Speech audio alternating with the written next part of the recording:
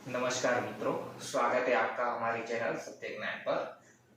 तो आज हम जानते हैं कि इंसान के जीवन में दुख क्यों आता है, क्यों इंसान हमेशा दुखी रहता है, क्या इसकी वजह है, इंसान क्यों दुखी रहता है, क्या है उसकी वजह। तो मैं आपको एक उदाहरण देकर समझाता हूं कि आप किस तरह से इस दुख से बच सकते हैं। ये संसार के जो मोह माया रूपी जो दुख है, जो मोह माया है, लोभ लालच है, क्रोध है, उससे आप कैसे बच सकते हैं। तो ये मैं आपको एक उदाहरण के तौर पे एक समझाता हूं कि एक तालाब में बहुत सारी मछलियां थी। एक तालाब में बहुत सारी मछलियां थी। एक मछुआरा रोज वो तालाब में जाके जाल फेंकता था, तो बहुत सारी मछलियां आ जाती थी, फंस जाती थी। वो जाल फेंकता था तो उसमें एक चतुर मछली थी। उसमें उस तालाब में एक मछली चतुर थी। उसने वो गौर से देखा कि मछुआरा जहां खड़ा रहता है वहां से वो दूर यूं जाल फेंकता है, तो जो दूर की मछलियां है वो उसके जाल में फंस जाती है। तो उसने क्या चालाकी की, वो मछुआरे के पैर के आजू बाजू घूमने लगी, तो वो फंसी नहीं जाल में।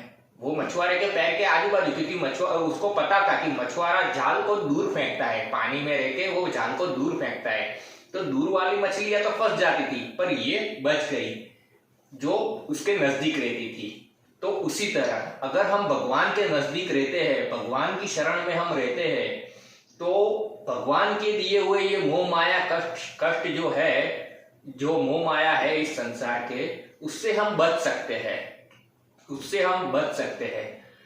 अक्सर हम देखते हैं कि कलयुग हमारी बुद्धि पर सवार हो गया है। अक्सर हमने ये देखा है कि कलयुग, क्रोध, मोह माया में लोग आजकल न जाने क्या क्या करते हैं। तो इससे बचने का यही एक तरीका है और यही एक उपाय है कि आप भगवान की शरण में आओ। अगर आप माँ बाप हो और आप रेगुलर पूजा पाठ करते हो, धर्म का वो करते हो, भक्ति करते हो, तो वो संस्कार आपके बच्चे में अपने आप ही आएगा। वो संस्कार आपके बच्चे में अपने आप ही आएगा। उससे आप अगर मंदिर रोज ले जाते हो तो वो बड़ा होके वो अपने आप वहां जाना सीखेगा। अगर उसको आप अच्छे संस्कार डालते हो तो अपने आप ही वो होगा। अगर आपने अपने बच्चे को विरासत में सोने की बॉल पेन दी है, सोने की बॉल पेन दी है, तो विरासत में तो आपने उसको सोने की बॉल पेन दी, पर अगर आपने उसे नहीं सिखाया है कि वो बॉल पेन से क्या लिखना है, तो वो बॉल पेन उसके कोई काम की नहीं है।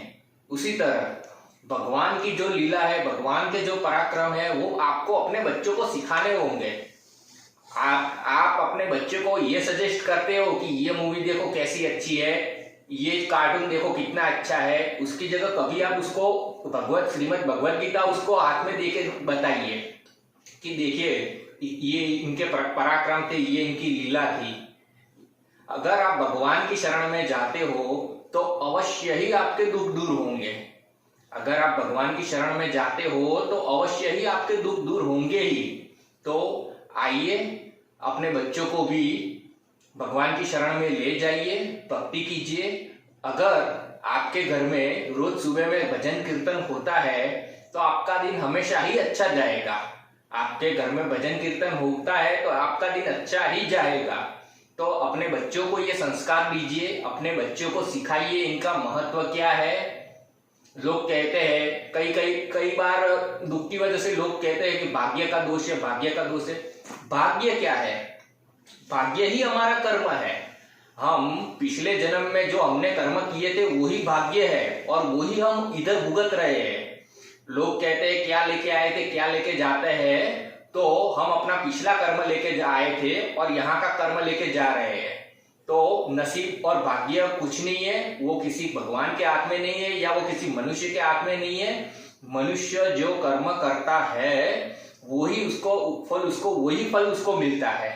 मनुष्य जो कर्म करता है उसी का ही फल उसको मिलता है। अगर आपने किसी को गलत चांटा भी मारा है ना, तो आपको भुगतना ही पड़ेगा। अगर आपने किसी को गलत तरीके से आपने उसको ठेस पहुंचाई है या उसको मन दुख दिया है, तो वो आपको भुगतना ही पड़ेगा। तो बच्चों को ये संस्कार दीजिए, बच्चों को इनकी राह पे लेके जाइए। सिर्फ घर में श्री राम जी की तस्वीर लगाने से श्री राम नहीं बन जाते। उनकी लीला कैसी थी, उनका जीवन क्रम कैसा रहा था, उनको बताना पड़ेगा अपने बच्चों को।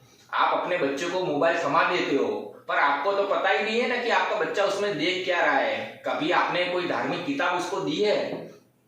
अगर दी है तभी तो वो सीख पाएगा ना कि उसका इतिहास क्या है। आज के बच्चे ही अपना इतिहास भूल गए, और जो अपना इतिहास भूल जाता है ना, उसका कोई भविष्य नहीं होता है। तो आइए, आप भी आइए, आपके बच्चों को भी ले जाइए, भगवान की शरण में आइए, आपका दुख अवश्य ही दूर होगा। नमस्कार।